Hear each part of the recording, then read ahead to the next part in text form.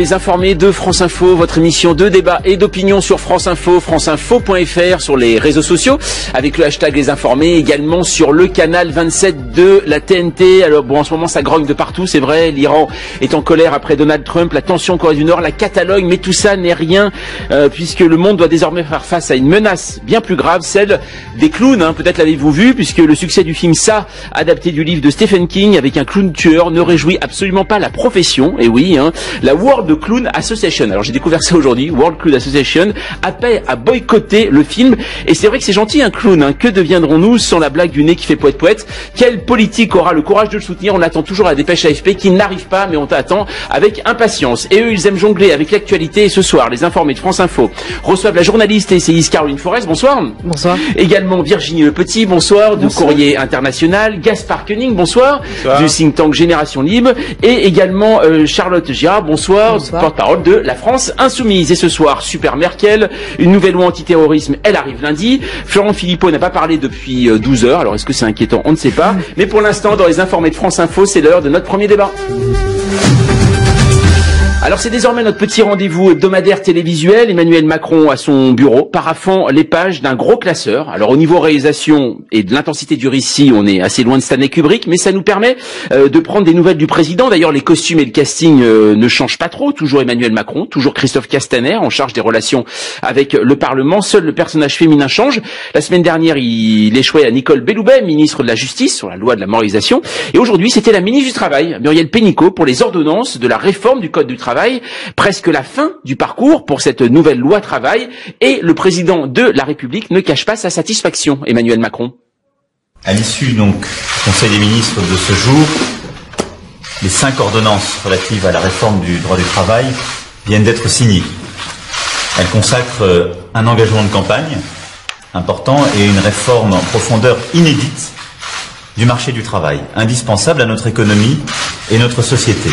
Emmanuel Macron, donc après le Conseil des ministres, Georges, vous voyez sourire quand vous voyez des images. Pourquoi ça vous fait sourire, ces images-là? C'est d'un ridicule achevé, cette histoire. Mais c'est surtout que, bon, vous avez remarqué quand même qu'ils étaient assis là, alors que pour la première signature, ils étaient debout. Donc ils ont dû trouver que ça faisait un peu bizarre d'avoir juste le président assis puis eux debout. Enfin bon, voilà. Bon. Et puis il y a surtout le cinéma américain, voilà, qui est vraiment l'intention, je pense, quand même, du président. C'est une référence directe pour vous, c'est-à-dire là de signer son bureau. Oui, il y a clairement ça. Puis il y a surtout aussi une personnalisation du pouvoir dans la manière de mettre en scène comme ça le président de la République. Mais je pense que du coup, il y a aussi quelque chose qui peut être inquiétant, c'est que cette mise en avant de la personne du président de la République le poste comme finalement le décideur en chef de tout ce qui se produit en France, donc y compris des lois. Alors bon, c'est un acte de promulgation, c'est pas lui qui vote la loi, mais voilà, et normalement il est lié par le fait de l'acte de promulgation est en général un acte automatique quand le président est irresponsable. Or là, il y a une espèce de déplacement du point de vue de la responsabilité du président de la République. Alors justement, Caroline Forest, juste avant de parler de cette loi, quand vous voyez justement ces images, c'est assez étonnant. C'est la deuxième fois qu'on voit le président signer comme ça, affublé. C'est vrai qu'on pense tout de suite aux États-Unis. On se souvient de certaines images de Donald Trump, notamment signant des décrets. Ça vous a fait penser à ça aussi quand vous voyez ces images? Là, on est vraiment effectivement au sommet de la présidentialisation. On est même en train de changer un peu nos institutions. C'est des images qui inversent le rapport de force habituel. On savait que le Premier ministre était toujours en dessous du président et ça n'a cessé d'être aggravé.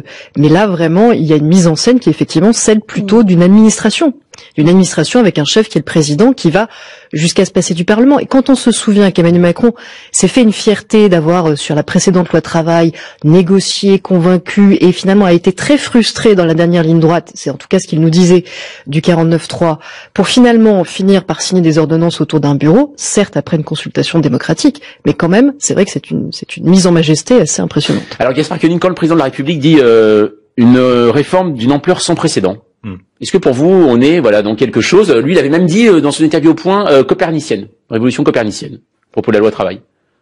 D'abord, je ne peux que concourir à ce qui vient d'être dit, dans la mesure aussi où on a un renversement quand même pénible entre le pouvoir exécutif et le pouvoir législatif, de ce que vous disiez, c'est quand normalement le Parlement qui fait la loi. Et clairement, on est là à l'opposé de la Ve République, c'est-à-dire que dans ce régime-là, il n'y a plus de Parlement du tout. Et quinquennat plus système majoritaire plus élection de néophytes, c'est fini. Donc tout se décide au niveau de l'exécutif et au niveau de la conception des institutions, c'est tout sauf libéral. Et ensuite sur le contenu de travail, je trouve qu'on l'exagère beaucoup. D'ailleurs, le patron de FO avait lui-même dit que c'était loin d'être une révolution ou une abolition, que sais-je, du code du travail. En fait, d'ailleurs, il y a des choses beaucoup plus audacieuses qui sont mises en place en ce moment et beaucoup plus discrètement. Et souvent, on met la lumière sur quelque chose pour éviter qu'on se concentre sur l'essentiel. Et l'essentiel, en fait, que moi je trouve très positif, c'est le doublement du plafond des auto-entrepreneurs. Ça, c'est une mesure absolument énorme qui va peut-être déclencher un mouvement de fond comme l'a été l'auto-entrepreneur, qui fait qu'il y a 1 million, 2 millions de personnes qui vont se mettre hors du droit du travail pour devenir auto-entrepreneurs. Et là, c'est une vraie subversion du code du travail. Ces ordonnances-là sont d'abord, elles étaient prévues, elles avaient été annoncées dans la campagne, la méthode avait été annoncée, donc dans le système de 5e République dans lequel on est, elles sont légitimes, mais ensuite, elles ne remettent pas en cause l'organisation, par exemple, du travail en branche, et elle laisse effectivement un peu plus de liberté aux entreprises pour négocier, ce qui est bien. Nous, on voit ça d'ailleurs dans notre petite entreprise, ça va nous permettre de nous arranger un peu différemment. Mais enfin, c'est quand même assez minime quand on voit les réformes qui ont été faites dans les pays voisins. Alors, Charles Gérard, justement, vous entendez, juste une chose, c'est pour certaines personnes, voilà, plutôt libérales, c'est minime comme comme loi. Minime. Ah bah oui, non mais ça, il y a toujours un camp qui considère que c'est jamais assez, parce qu'effectivement, tant qu'on n'aura pas mis les gens en esclavage, effectivement, ce sera pas suffisant. Donc, oui, vous me permettez. Oui. Allez-y. Non, mais non, moi je trouve que c'est très dangereux, voilà, ce qui se passe, et que la pente prise par les lois travail précédentes, y compris donc la loi El Khomri, mais aussi en fait ça fait un sacré nombre d'années en fait qu'il y a une pente comme ça libérale qui tend en fait à flexibiliser le marché du travail, etc. Donc ça on est en train de parfaire le système ici avec ces ordonnances Macron. Ça y est, ces ordonnances, elles sont bien rangées, bien mises dans un classeur qui se trouve ce soir entre l'Élysée et le ministère du Travail. Emmanuel Macron les a ratifiées aujourd'hui vers 13h50.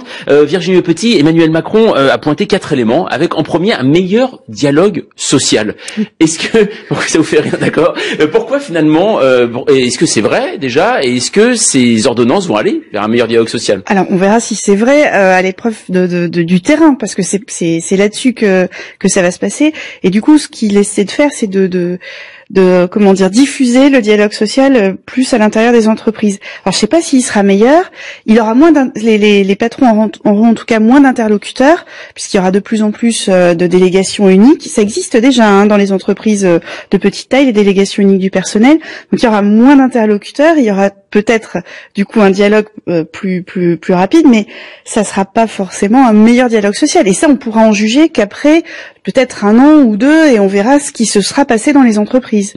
Caroline Forest, avec justement cette méthode aujourd'hui d'ordonnance, on voit que alors Charles Gérard ne va pas me contredire là-dessus, mais on voit qu'après le 49.3 d'Emmanuel Valls qui avait marqué, les ordonnances aussi ont marqué. Est-ce que vous pensez qu'aujourd'hui, alors qu'avant c'était possible, on en faisait beaucoup, des ordonnances comme des 49.3, ce sont des choses qui sont plus difficiles à accepter? Cette manière de passer comme ça. Je pense qu'on a le tort de les diaboliser dans l'absolu, mais que quand on est dans un régime déjà très tendu par l'état d'urgence, où il y a déjà beaucoup de liberté qu'on est obligé de renier pour assurer notre sécurité, c'est très compliqué en plus d'être à ce point autoritaire sur la fabrique de la loi. Après, je pense qu'il y a néanmoins un décalage entre la perception et la réalité de certaines de ces réformes. Honnêtement, il faudrait, si on n'est pas dans l'idéologie, il faudrait avoir l'honnêteté d'attendre un tout petit peu avant d'en faire le bilan quand même. Parce que je ne crois pas qu'Emmanuel Macron ait été élu pour réformer le code du travail. Il a été élu parce que des Français n'avaient plus d'autre choix quand ils ne voulaient ni de François Fillon, ni de Marine Le Pen. Maintenant, il a néanmoins été extrêmement clair sur ses intentions pendant toute la campagne, donc il est forcément légitime à dire « moi j'ai été élu là-dessus quand même ». Donc, bien sûr que c'est pour ça que les manifestations d'entrée dès le début du quinquennat ne peuvent pas, à mon avis, être aussi massives, parce que néanmoins le contrat était clair. Mais dans 5 ans, et c'est ça le fonctionnement d'une démocratie, dans 5 ans, il faudra, avec beaucoup d'acuité et sans se laisser avoir par les propagandes, par des organismes qui peuvent être mis en place et qui peuvent dire des choses très idéologiques, il faudra savoir si effectivement cette flexibilisation elle détruit ou elle construit. Est-ce qu'elle détruit des sécurités sans créer de l'emploi, ou est-ce qu'elle crée de l'emploi? Alors Charles Gérard, justement, laisser du temps ou pas? Bah non, c'est parce que faut-il encore d'autres preuves que la flexibilisation à outrance. Je parle pas de la il en faut de la flexibilité. On parle du CDD. de flexi-sécurité même. Oui, mais non, mais il n'y a pas de sécurité. Il n'y a pas de sécurité. C'est justement ce qui est très très choquant, c'est que il y a des mots. Il y a des concepts, il y a une novlangue macronienne sur voilà qui plaque une sorte d'illusion sur une réalité qui n'est pas celle que les gens vivent au quotidien dans les entreprises. Et ça, à mon avis, enfin voilà, quand vous cherchez à attendre, mais est-ce qu'on peut aussi regarder ce qui a pu se produire dans d'autres pays dans lesquels il y a une flexibilité radicalisée. Eh bien, là, on a des résultats épouvantables avec une augmentation, une explosion. Par exemple, 4% de chômage en Angleterre. Oui, mais et la pauvreté? Oui, mais par exemple, elle est à quel niveau, même en Allemagne d'ailleurs? Non, pas du tout. Mais ça, non, c'est parce que vous prenez les chiffres de pauvreté relatifs, puisque l'ensemble des revenus de la population augmente dans ces deux pays. Par ailleurs, il est intéressant de constater en Angleterre, où le marché du travail est donc complètement fluide, puisqu'il y a 4% de chômage, qu'il y a de moins en moins de recours aux contrats à 0 heure, qui étaient des contrats extrêmement précaires. Pourquoi? Parce que dans un marché du travail très fluide, eh bien, le demandeur d'emploi retrouve un pouvoir de négociation par rapport à l'employeur. Dans un marché où il y a 10% de chômage, on vient supplier l'employeur de vous offrir un emploi. Dans un marché où il y a 4% de chômage, c'est l'employeur qui essaye d'améliorer votre contrat pour pouvoir vous retenir et pour pouvoir vous convaincre de venir. C'est ce qu'on appelle un marché du travail fluide. C'est le cas en Angleterre. Franchement, on en est très loin en France. Quand vous prenez l'ensemble des pays voisins, on a le code du travail à peu près le plus rigide d'Europe.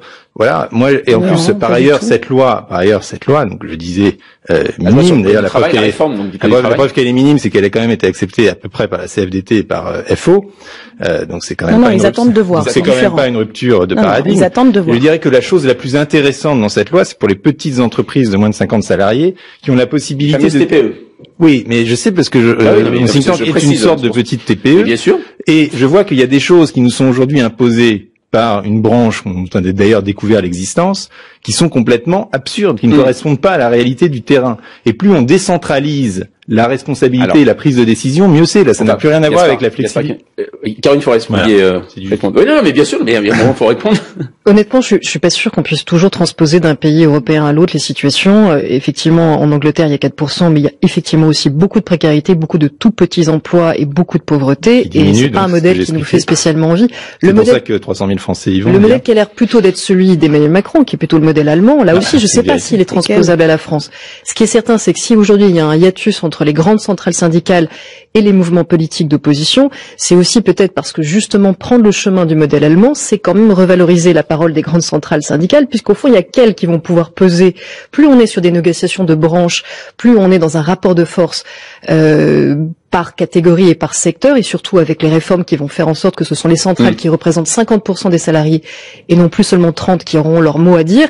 C'est sûr qu'il y a certains syndicats qui peuvent y trouver leur compte. Mais on voit en même temps un taux de syndicalisation en France qui est très faible. Mais alors justement, pour le coup, mais c'est la vraie question. Est-ce que ça va relancer la syndicalisation parce que les salariés n'auront plus d'autre choix pour être entendus ou pas? Mais non, puisque maintenant on peut se passer des syndicats. Ce qui est merveilleux, c'est qu'on peut avoir des représentants. Non, mais c'est qu'on peut avoir des représentants du personnel qui sont aussi légitimes qu'un syndicaliste professionnel, qui sont là parce qu'ils ont été choisis par leur père et qui vont par l'entreprise aussi. Et qui vont discuter d'individu à individu, d'être humain en être humain, qui est quelque chose qu'on redécouvre. C'est formidable. Mais oui, non, mais il faut peut-être reprendre aussi les raisons d'être d'une loi du travail, ou d'un code du travail. Enfin, l'origine de cette organisation-là en France, elle était faite pour protéger les salariés qui, dans le rapport à l'employeur, était dans une situation nécessairement défavorable. D'accord? Donc, il y avait, de ce point de vue-là, une logique à ce que un texte, enfin, des normes, comme ça, viennent en protection ou en rééquilibrage du rapport de force. Aujourd'hui, on dit non. Voilà, cette loi est complètement renversée au profit de l'accord, même pas de branche, l'accord d'entreprise. Donc on est en train de focaliser de plus en plus et de réduire de plus en plus la possibilité. Ça vient moins loin quand même que ce que disait Emmanuel Macron pendant la campagne où il voulait quand même laisser une liberté totale aux entreprises, moins à la branche, ça va moins loin que ce qu'il souhaitait. Non, je pense pas qu'il. Non.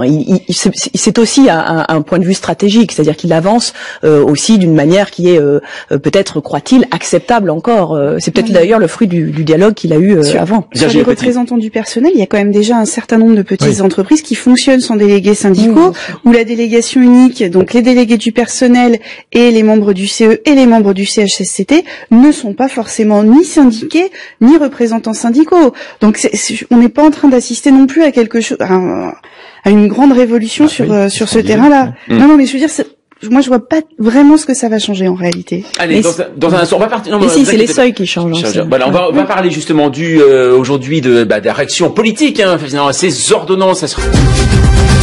Les informés de France Info avec ce soir la journaliste et essayiste Caroline Forest, Virginie Le Petit de Courrier International, Gaspard Koenig du think tank Génération Libre et Charlotte Girard, porte-parole de la France Insoumise. Alors, signature des ordonnances vécues comme un petit oasis de sérénité par le gouvernement, puisque situé entre une journée de mobilisation des Antilles, le rassemblement des Insoumis à Paris et les transporteurs routiers lundi. Demain, donc, les troupes de Jean-Luc Mélenchon se donnent rendez-vous à la Bastille. Le 4e homme de la présidentielle sera-t-il présent ou son hologramme? On ne sait pas. C'est pratique si Mélenchon souhaite faire des courses discrètement. Hier, donc, les défilés ont rassemblé moins de monde. Charlotte Girard, ça vous inquiète pas, que les défilés rassemblent moins de monde pour votre rassemblement de demain? Non, pas du tout, parce que c'est pas le même objet. Et d'ailleurs, on ne cherche pas à se substituer du tout aux organisations syndicales. On les complète. Et donc, ce qui s'est passé avec les organisations syndicales, d'abord, ça a été aussi de beaux rassemblements. Il faut pas considérer qu'il y a un échec de ce point de vue-là. Ça veut dire quoi, beau rassemblement? C'était des rassemblements volontaires, déterminés et nombreux aussi, contrairement à nos informations qu'on a eues, notamment sur la première journée le 12 septembre, c'était une réussite, contrairement à ce qu'on a dit. Et je pense aussi qu'il y avait un effet, il y a eu un effet d'entraînement, y compris auprès d'unions syndicales, notamment d'EFO, qui départementales ont appelé aussi et se sont présentés tout simplement, sont venus défiler à ce moment-là. Donc voilà, ça c'est pour les syndicats et on respecte tout à fait et on a soutenu ce genre et on était présents d'ailleurs dans les cortèges et nous avons donc appelé à autre chose demain, samedi, à 14h à Bastille, et c'est une marche. C'est une marche, voilà. C'est une marche qui va aller de Bastille à République, comme on l'a déjà fait en d'autres occasions, et qui va ici s'adresser non pas seulement aux ordonnances, mais à ce qu'on a appelé le coup d'État social perpétré par Macron. C'est-à-dire que nous considérons que les ordonnances, c'est un élément du tableau général d'atteinte aux droits des Cette expression, elle a quand même fait parler, c'est vrai, Caroline Forest, coup d'État social. Coup d'État, c'est quand même, on sait dans l'histoire, on la connaît. Jean-Luc Mélenchon l'avait utilisé, je crois, à Marseille, c'est ça, lors de vos universités d'été fin août. Ce mot, quand même, il est fort, coup d'État social. Faire de la politique, c'est souvent manier l'outrance, et c'est... non, mais si, c'est ça, faire de la politique. C'est manier les mots. Oui, manier les mots. Malheureusement, et Jean-Luc Mélenchon est quelqu'un qui les manie bien, malheureusement, pour occuper cette place d'opposant politique, on a vu souvent la France insoumise aller trop loin dans les mots. Et je trouve que c'est dommage, parce que aujourd'hui, ils incarnent une opposition nécessaire et forte, mais que chaque fois qu'ils vont trop loin dans les mots, c'est comme refuser la réalité des faits quand les faits vous arrangent pas, quand une mobilisation n'est pas tout à fait réussie. Je veux bien qu'on ait la foi militante, mais il faut aussi être un peu honnête sur la réalité d'une mobilisation, parce que sinon ça crée un manque de confiance et ça perturbe la relation de confiance vis-à-vis de ceux qu'on essaie de convaincre. On n'a pas ce problème. Moi, justement, dans les cortèges, les gens se sont présentés avec beaucoup d'enthousiasme. Il y a eu, ça a été. Oui. Non, mais c'est ça aussi qui est important, c'est de regarder aussi, et ça fait partie de la réalité, c'est-à-dire ce que disent les personnes qui sont passées à l'acte. Voilà. Et ce qu'on essaie justement de produire samedi, demain, c'est un effet d'entraînement. C'est-à-dire que ce soit pas des secteurs complètement isolés, notamment par le rapport de force sur le lieu de travail qui est aujourd'hui terrible et vraiment très défavorable pour les salariés, et qui fait que, en effet, se mobiliser est difficile et compliqué. Et donc, quand on fait une journée d'action, une mobilisation un samedi, c'est aussi pour justement faire appel à au reste de la société qui, se sent concernée par ce type de... Personne ne met en cause la nécessité d'une mobilisation, ni l'enthousiasme, etc. Encore une fois, on a le droit de débattre de est-ce qu'on est face à un coup d'État? Non, on n'est pas face à un coup d'État. On vit toujours en démocratie, même s'il y a une pratique autoritaire ou en tout cas très directe et présidentielle de la démocratie. Oui, je suis d'accord avec vous. Gaspard Koenig, vous y serez pas, je pense, demain? Je crois. Voilà, c'est une question. Ah, mais vous êtes bienvenue, c'est la société tout entière. Voilà, c'est pas parce que je ne me sens pas représenté par le peuple dont parlent les insoumis. C'est-à-dire? C'est-à-dire que on a l'impression que les insoumis, qui représentent une fraction importante de la population, mais enfin quand même pas majoritaire, veulent construire un peuple. C'est ce qu'ils disent, et c'est d'ailleurs ce que vous dites entre les mots quand vous parlez de cette manifestation. Vous dites on va entraîner un mouvement, et au-delà de cette réflexion sur les ordonnances, qui n'est franchement pas très honnête, parce que on est dans un cadre présidentiel, et dans ce cadre présidentiel, tout avait été parfaitement annoncé pendant la campagne. Donc la légitimité de cette réforme est assez claire. Mais au-delà de ça, on voit bien ce qu'ils cherchent à faire, c'est à construire un peuple. Et ça, c'est pas quelque chose qui vient de nulle part, c'est quelque chose qui vient d'une philosophe belge qui s'appelle Chantal Mouffe, qui écrit toutes sortes de livres là-dessus. Et c'est pour moi assez... Et elle dit même il faut construire un peuple en y injectant une sorte de libido, c'est-à-dire en jouant sur le populisme, ce que fait très bien d'ailleurs Jean-Luc Mélenchon. Et je trouve ça assez grave quand on n'a pas de peuple, quand on n'est plus représenté ou qu'on n'est plus le représentant d'un peuple, d'essayer de le construire de manière un peu artificielle et surtout d'essayer de l'englober dans une sorte de masse homogène dont on serait le porte-parole un peu mystique. Je pense qu'on va... Mais c'est vous qui refusez d'être pris dans une masse homogène, c'est ça qui vous gêne. Et donc je suis désolé, mais vous n'êtes pas le peuple, et j'espère que vous ne construirez pas le peuple, parce que construire le peuple, c'est vraiment s'engager dans une logique. C'est lui qui se construira lui-même. Ça s'appelle un acte de souveraineté. S'engager dans une logique extrêmement, alors je dirais holiste pour être gentil et totalitaire pour être méchant. Encore 2-3 mots de politique française. Charles Girard, alors c'est un sondage maison, donc c'est normal, je dois vous en parler, un sondage Odoxa France Info et Le Figaro montre qu'une majorité de Français interrogés considèrent Jean-Luc Mélenchon comme le premier opposant, mais 66% d'entre eux considèrent qu'il ferait un mauvais président. Ça veut dire que vous seriez condamné à l'opposition perpétuelle? Non, je ne crois pas. Je pense que c'est certainement le président de la Ve République qu'il ne faudrait pas. Enfin, voilà. Jean-Luc Mélenchon ? Bah oui, disons que il le dit lui-même. Il dit, moi, je serais président de la Ve République, je serais le dernier de la Ve, et voilà. Il sera là pour 30 ans. Sa vocation, mais non, sa vocation serait de faire autre chose. Vous le savez bien, c'est de déclencher la constituante et de passer à une 6e, parce que voilà, ça va la 5e. Mais là, je pense pas que les Français réagissent comme ça. Autant, voilà. Tiens, vous dire, non, mais c'est juste. Vous savez ce qu'on pense des sondages. Ah mais oui, mais pourtant parfois ils étaient bons pour vous. Bah oui, mais alors. Donc finalement là, je ne leur donne pas de crédit pour autant. D'accord. Non, parce que comme voilà, il y a certains députés ou élus de la France Insoumise qui ont dit on ne sait pas si Macron terminera son mandat, donc c'est pour ça. Donc on se dit voilà que les gens sont peut-être prêts. Bah oui. Pour ça, non. On verra en tout cas. Peut-être. On verra ça demain. Justement, autre chose en politique, on en a parlé hier, mais là on n'arrête pas de suivre ce feuilleton qui a finalement terminé notre semaine, puisque depuis hier nous assistons à un vrai reportage du National Geographic sur le Front National. La chenille Philippot s'est faite papillon. Et désormais, il est libre, Florian. D'ailleurs, la vie est grande ouverte. Maintenant, il vient d'annoncer la création d'un groupe, les Patriotes, au Conseil régional Grand Est, avec 11 élus. Voilà. Bon, et maintenant, eh bien, Philippot boit des cafés avec Nicolas Dupont-Aignan, et Marine Le Pen ne serait pas contre une discussion avec Laurent Wauquiez, car une fois, quand vous avez vu finalement ce maelstrom se créer autour du Front National, certains ont dit, on peut comparer ça à ce qui s'est passé avec Bruno Maigret. Est-ce que pour vous, on est dans le même état d'esprit, dans la même chose, finalement dans les mêmes raisons?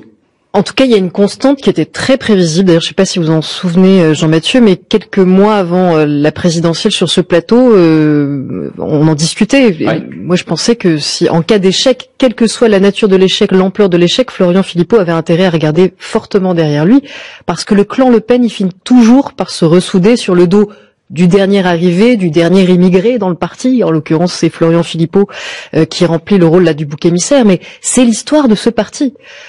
Autant En Marche n'est pas un parti, c'est un mouvement, autant le Front National n'est pas un parti, c'est un clan. Et c'est un clan familial où quand on se déchire, on se dispute. Néanmoins, le chef du clan, Jean-Marie Le Pen, et c'est quand même lui qui prête l'argent à la fille du clan, même quand on est disputé pour faire la campagne. Et ensuite, il y a des histoires de sous, il y a des histoires de famille. Quand il y a des histoires de sous et des histoires de famille, c'est généralement les beaux-frères, les cousins, les cousines, qui sur lesquels il faut médire pour se ressouder. Donc, ce qui est arrivé à Florent Philippot était extrêmement prévisible. Il n'y a que lui pour en être surpris, parce que tous ceux qui suivent le Front National depuis des années savaient exactement que c'est ce qui se passerait au lendemain de l'échec. Donc il a essayé une tentative. S'il avait gagné, il en aurait profité. S'il a perdu, le clan se reforme. Virginie Le Petit, est-ce que finalement là, ce que vit le Front National aujourd'hui, c'est un petit peu ce que vivent aussi les différents partis populistes en Europe, c'est-à-dire qu'il y a eu des gros scores finalement dans les différents scrutins et ils ne savent pas quoi en faire. On a l'impression de voir ça voilà, de loin, même que ce soit en Hollande, même en Grande-Bretagne ou ailleurs. On a l'impression voilà en Autriche que après voilà, on ne sait pas comment gérer. En fait, les élections ont servi de sanction systématiquement. Et l'échec, à chaque fois, a été très mal vécu, très difficile à digérer.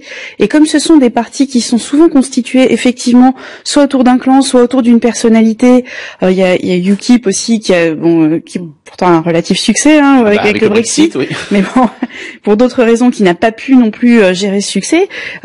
C'est effectivement, derrière, il y a une espèce d'effondrement, quelque chose de dépressionnaire en fait, et qui fait que ces partis ont une espèce d'éclipse. Donc ça veut pas dire qu'ils sont finis, loin de là. Mais vraiment les élections et leurs échecs ont servi de sanction et ont marqué un coup d'arrêt momentané. Oui, Gaspard Koenig, vous quand vous voyez ça aujourd'hui justement sur ces différents partis populistes, on se souvient même de Marine Le Pen avant le scrutin allant dans une réunion, je crois que c'était en Allemagne avec différents populistes européens, disons c'est le printemps des populistes. Finalement on voit que ce résultat Oui, toujours trouve paradoxal que les nationalistes s'allient à l'international, puisque leur but est précisément ensuite de se faire concurrence ou voir la guerre de nation en nation. Donc le nationaliste peut pas être internationaliste par définition. Et sur cette histoire de Front National, j'ai plutôt l'impression que c'est Marine Le Pen qui a quitté le Front National, parce que le seul qui est cohérent au niveau intellectuel là-dedans, c'est quand même Philippot. Et qui eût cru que je dirais un jour que Marine Le Pen finalement va vers une droite molle quasiment, c'est-à-dire qu'elle va s'associer aux conservateurs, à Laurent Wauquiez en l'occurrence. Vous la voyez davantage comme ça que sur un repli identitaire ? Attendez, oui, et les conservateurs sont très puissants aujourd'hui, y compris intellectuellement. Il y a des auteurs conservateurs qui sont lus au Royaume-Uni, qui sont lus aux États-Unis. Donc il faut pas négliger les aspects, je veux dire, profondément idéologiques qui sont en train qui bouillonnent derrière ces courants-là. C'est pas simplement un groupe de fachos qui essaye de prendre le pouvoir. Et deuxièmement, Florian Philippot, lui, il a une obsession que visiblement Marine Le Pen ne partage pas à ce point. Et je pense que, malgré tout ce qu'on peut approcher de cet homme de conviction, c'est la souveraineté nationale. Ouais. Et donc lui, il n'abandonnera jamais cette idée. Je pense qu'il y a c'est une rupture de fond, parce que lui, il veut donc sortir de l'Europe. On l'a vu sur l'euro, Et je pense qu'il est là où c'est intéressant, c'est que c'est exactement le sujet de la discussion aujourd'hui. C'est la souveraineté nationale. Le discours de Macron à Athènes, c'est un discours post-nation. C'est un discours qui efface l'idée de souveraineté nationale pour proposer une souveraineté européenne sur le modèle d'Habermas, etc. C'est exactement le sujet. Ceux qui défendent la souveraineté, Philippot ou Jean-Luc Mélenchon, et ceux qui veulent dépasser la souveraineté nationale, considérer qu'on n'est plus dans un monde d'État-nation, et Macron l'a explicitement dit à Athènes. C'est un vrai sujet de fond qui va partager notre vie politique dans les années à venir. On est dans ce débat ou pas ? On a eu l'impression à un moment aussi pendant la présidentielle, qu'il y avait eu ça, finalement l'Europe qui s'était un petit peu imposée, finalement malgré tout, dans la présidentielle. Pour vous, on est là-dedans ? On est dans ce schéma ? Non, je crois pas. Je crois que Philippot, vous avez pris la métaphore du papillon, mais il s'est brûlé les ailes,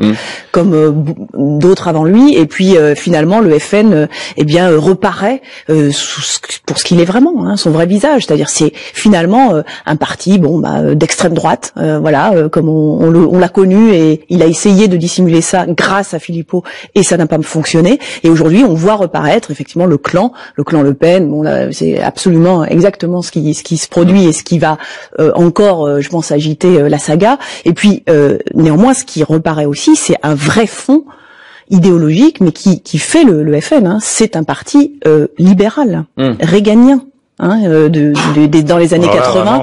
Si. C'est pour ça que je suis pas du tout d'accord avec votre analyse. Mais si, justement, ce n'est pas un programme. Mais non, vous avez comparé ligne à ligne. C'est quand Philippot même sur l'immigration, même sur le plan économique. On va y revenir dans un instant, je vous promets qu'on va y revenir dans un instant. L'info à 20h40, on est très en retard, Lauriane Delanoë. Les informés de France Info. Alors le départ de Florent Philippot rabat-t-il l'écart? On en parlait juste avant le rappel des titres. Caroline Forest, qui vient d'être dit là finalement sur cette séparation du monde dont parlait Gaspard Koenig. Est-ce que c'est ça finalement aujourd'hui? C'est nation contre une ouverture au monde. Est-ce qu'on c'est ça aujourd'hui, la séparation, plutôt que complètement dans les partis ou idéologiques comme on connaît jusqu'à présent? Oui, bien sûr, mais au Front National, la partie économique, elle a varié plusieurs fois selon les contextes et les opportunités. Le fondement, l'ADN, ça reste un parti de xénophobie et qui essaie de tout expliquer à travers ce prisme-là. C'est le seul point commun, au fond, à des courants qui peuvent aller de catholiques traditionnalistes à des néo-païens, de parfois libéraux jusqu'à des souverainistes beaucoup plus étatistes. Florian Philippot, il a essayé d'imposer un vernis présentable pour gagner une élection. C'était ça sa fonction. C'était ça le saut de l'alliance avec Marine Le Pen. Il a tellement mis du vernis qu'il était sur tous les plateaux de télévision pour parler au nom du Front National. Et ça, stratégiquement, ça va quand même laisser un grand vide.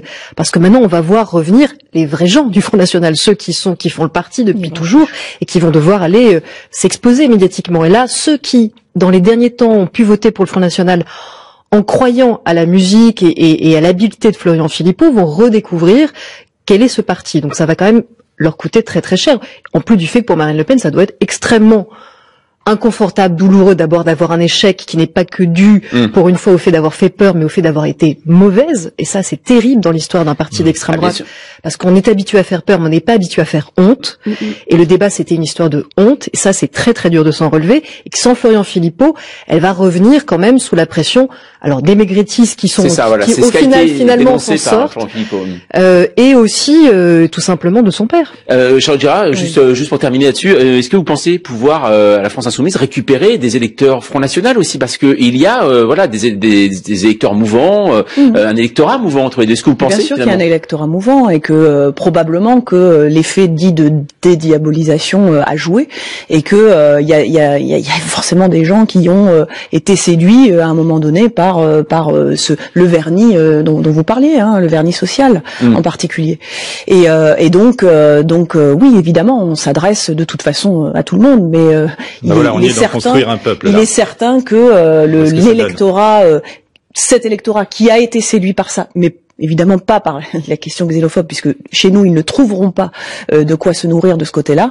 Eh bien voilà, oui, on est ouvert. Alors justement, vous parliez, Gaspard Koenig, à l'instant d'Européens, on va en parler, puisque vous savez que Angela Merkel, c'est un peu comme les feux de l'amour. En fait, ça fait tellement longtemps que ça existe qu'on ne fait plus attention. C'est seulement quand ça s'arrêtera qu'on se dira, mais pourquoi ils arrêtent en fait? Elle a connu 3 présidents américains, 4 présidents français, et à son arrivée au pouvoir, il n'y avait pas encore d'iPhone. Alors je sais pas comment vous d'ailleurs. Chancelière depuis 2005, elle est favorite aux élections de dimanche pour remporter un 4e mandat, et assez largement, puisque son parti, la CDU, est crédité de 36% et les sociaux-démocrates de 22%. Alors pourquoi une telle passion des Allemands pour leur chancelière, en pleine vague dégagiste d'ailleurs dans le reste de l'Europe? Eh bien c'est tout simplement parce qu'elle est là, selon cette électrice allemande rencontrée à Berlin. Je trouve que la campagne est jusqu'à présent très ennuyeuse parce que les gens pensent que c'est décidé d'avance, que Madame Merkel va gagner. Je pense aussi qu'elle sera à nouveau chancelière, ce que je trouve dommage. Les vrais problèmes ne sont pas débattus et Madame Merkel est connue pour les esquiver. Je l'appelle Teflon car tout lui glisse dessus. Voilà, un charmant petit surnom Teflon. Virginie Le Petit, c'est vrai que ça n'a pas passionné de l'autre côté du Rhin, la campagne? Ça a pas passionné. Si, quand même, ils suivent attentivement. Ils avaient très très peur d'un assaut de fake news au début de l'année autour de leur campagne. Ils se sont passionnés pour la campagne française. Il faut vraiment le noter parce que eux nous suivent de très très près. Et là, quand vous disiez ils vont voter pour elle parce qu'ils la connaissent, c'est pas tout à fait vrai. Ça, c'était son slogan. C'était. De toute façon, j'ai pas travaillé pour elle. C'était Sie kennen mich, vous me connaissez, c'était son slogan à l'élection précédente, et là elle peut plus vraiment le dire parce qu'elle a fait énormément de volte-face, mais elle est très habile, elle se tait en fait. Donc là c'est je vais vous surprendre. Elle garde le silence, Angela Merkel, elle se tait. Et elle, du coup, elle laisse un peu, effectivement, c'est ce que tu disais, elle laisse un peu les choses glisser sur elle. Et elle a eu très très peur parce que effectivement, il y a eu tout ce rejet anti-migrant, la montée de l'AfD dans les derniers. Alors l'AfD, c'est le parti d'extrême droite. C'est le parti d'extrême droite, qui devrait rentrer pour la première fois depuis 1949. Ils sont crédités de 10% là. C'est ça. Mais là, elle a retrouvé une espèce de gloire qui est peut-être effectivement la force de l'habitude aussi. Gaspard Koenig, comment vous la voyez justement, Angela Merkel? C'est c'est une femme assez étonnante. Je veux dire, dans ses convictions, elle est conservatrice à la base, CDU. Elle fait en même temps, elle a accueilli 1 million de réfugiés. Le mariage gay, au niveau économique, on sait qu'elle est intraitable. Voilà. Mais écoutez, il faut pas l'analyser selon le prisme français, où hélas, une fois que le président est élu, il fait tout et on analyse sa personnalité, ses convictions pour comprendre la politique du pays. C'est intéressant en Allemagne, c'est un système parlementaire et donc c'est généralement des coalitions qui sont au pouvoir. Et les contrats de coalition peuvent se négocier pendant des semaines et des mois pour aboutir à des compromis, où gauche et droite, en l'occurrence, peuvent gouverner ensemble, voire d'ailleurs droite et libéraux, puisque le FDP, on parle de l'AfD, mais le FDP, qui est le Parti libéral, connaît lui aussi un regain et devrait entrer à nouveau au Parlement allemand. Mais ce que je veux dire, c'est qu'on critique souvent le parlementarisme français, le parlementarisme en général et notre histoire parlementaire française en disant, regardez, c'est instable. Bah, c'est bien la preuve que non. Depuis que le ministre de l'économie, Gerhard Schäuble, est dans son siège, on a eu 8 ministres de l'économie en France. Et donc c'est un système parlementaire. Vous avez des gens, des groupes parlementaires dont personne n'a la majorité absolue, qui sont obligés de se parler et de s'entendre. Et c'est ça qui est assez merveilleux, de trouver des compromis. Et ça donne un pouvoir finalement beaucoup plus stable que nous, qui ils ont Jupiter et qui après bataillons, discutaillons dans la rue constamment parce qu'on n'est pas content parce que la voix n'est effectivement pas représentée. Charlotte Girard, je sais que Jean-Luc Mélenchon a toujours eu des mots assez durs envers Angela Merkel. Comment vous justement vous la jugez? C'est-à-dire sur le prisme économique, on l'a vu notamment pendant la crise grecque. Vous la jugez comment? Bah, c'est une catastrophe. Hein. Le bilan de la politique menée par Madame Merkel, mais aussi avant par Monsieur Schröder, c'est-à-dire qu'il y a quand même une continuité parce qu'il y a eu cette grosse coalition entre les deux partis SPD et CDU qui ont produit une misère sociale épouvantable. C'est-à-dire qu'on est arrivé à près de 20% de pauvreté, quoi. Enfin, il y a une espèce de paupérisation et de chiffrage très très simple. Non mais attendez, excusez-moi d'abord. J'étais en train de parler, donc Gaspard, on va en parler après. Le fait qu'il y ait cette explosion du temps partiel chez les femmes, qu'il y ait maintenant des emplois à un prix, ils ont quand même introduit le salaire minimum, mais c'est le plus bas de toute l'Europe. D'accord? Donc on se retrouve vraiment avec un bilan social absolument déplorable. Et donc ça, bah voilà, c'est le résultat de ces politiques néolibérales qui ont été menées. Qui visiblement ne sont pas rejetées massivement par le peuple allemand. La social-démocratie que par pourtant, elle serait prête à repasser. Oui, mais ça pour des raisons de structuration de l'électorat et de structuration démographique. On sait que c'est un vieux pays, qu'aujourd'hui on a l'âge moyen de l'électorat, c'est 60 ans. Donc on se retrouve finalement avec des gens qui sont servis entre guillemets par la politique menée par Madame Merkel. Alors là, vous dites d'un côté que la moitié de l'Allemagne est miséreuse et de l'autre côté que ceux qui votent ont 60 ans et sont garantis. Oui, ce sont les immigrés, les miséreux, c'est-à-dire ceux qui n'ont pas le droit de vote ou qui ne votent plus. À un moment donné, les gens dépossédés doivent quand même également voter. Promis, vous répondrez ensuite, Gaspard Koenig. Mais c'est ça. Je vous attrape comme ça au vol, parce que l'info à 20h50, c'est Lauriane Delanoë. Les informés de France Info dimanche, ce sont des élections en Allemagne et c'est un fait historique puisque Angela Merkel pourrait prendre pour la 4e fois le poste de chancelière à la fin de ce scrutin. Une chose tout de même, Virginie Lepetit, depuis 12 ans, on a appris à connaître cette femme ou pas d'ailleurs. Enfin voilà, on finalement la connaît assez peu, mais par contre on s'aperçoit en tant que chancelière qu'elle joue assez en solo. C'est vrai que sur la crise bancaire, c'était en solo, sur la crise financière, en solo, même sur la crise, même quand elle accueille des réfugiés, elle ne prévient pas ses voisins européens. Ah, en solo, vous voulez dire en solo, voilà. Pour l'Allemagne. Pour l'Allemagne, oui, parce pardon. que oui, bien sûr, non, mais elle forme quand même un tandem avec son ministre des Finances. Elle est pas en solo. Non, mais voilà, ce que je disais, c'est pour son pays, que l'Allemagne joue seule. Oui, l'Allemagne joue seule. Effectivement, elle se passe de l'avis de ses voisins et décide toute seule si elle va continuer une politique, la vie common land, enfin le bienvenu en Allemagne qui a été pratiqué. Si effectivement sur l'économie, elle veut seule ou en se disant les autres suivront. C'est plutôt ça, en fait. C'est pas vraiment, c'est prend les devants. Mais oui, elle a la tendance, c'est quelqu'un qui est quand même assez ferme, on va dire, dans ses décisions. On a l'impression, en effet, ferme, Caroline Foïs, mais on le voit face, par exemple, à Donald Trump, elle semble intraitable. Vladimir Poutine également. On sent que c'est quand même cette fermeté aussi qui lui sert à l'international. Il faut réaliser que dans le concert des nations actuelles, où seulement les dictateurs finalement ont le temps avec eux, parce que les démocrates n'arrêtent pas de changer, c'est ça la démocratie. Sûr, ouais. Mais Merkel effectivement est la seule du camp démocrate qui a cette longévité qui lui permet d'incarner un pôle de stabilité et donc de grande autorité. Et comme effectivement elle utilise moins cette autorité pour construire une Europe commune que plutôt faire gagner l'Allemagne au sein de l'Europe, ça peut parfois nous irriter, mais il faut quand même analyser pourquoi est-ce qu'elle est toujours là.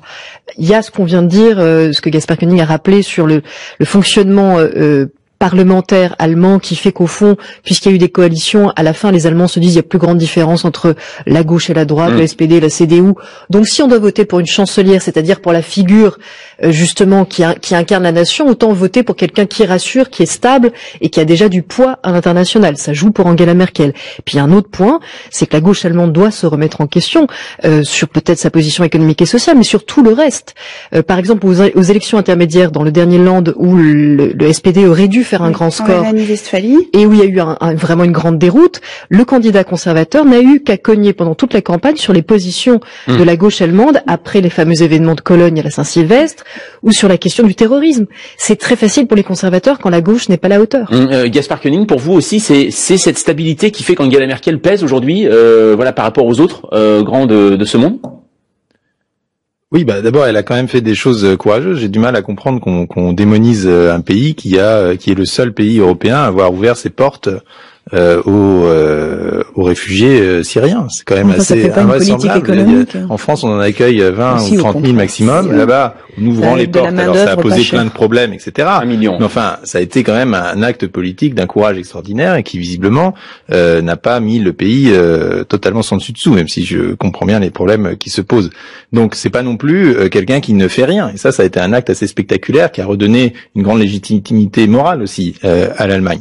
Ensuite, sur l'Europe, je suis pas tout à fait d'accord. Il y a aujourd'hui quand même un rapprochement intéressant avec Emmanuel Macron sur la réforme européenne. J'y reviens parce que c'est absolument majeur. Tant qu'on parlera pas, le président français a parlé de souveraineté européenne. Ah oui. C'est le premier chef d'État à faire ça. On ne devrait parler que de ça. Alors c'est un discours. Non mais c'est un discours qu'on n'a pas trop entendu. Je vais vous dire pourquoi. Gaspard. Mais parce qu'en fait c'est arrivé le même jour que l'ouragan Irma. Non mais c'est arrivé le même jour que l'ouragan Irma. Donc malheureusement, voilà, vous savez, il y avait des priorités. C'est absolument structurant pour le destin de notre pays et surtout de notre continent. Et l'Allemagne est prête à faire quelques pas vers ça, notamment vers des listes transnationales aux élections européennes. Les informés de France Info, ça doit se terminer. Je suis désolé, Charles Girard. Je vais vous donner la parole pour terminer. Merci d'être passé ce soir aux informés de France Info. Merci Gaspard Koenig.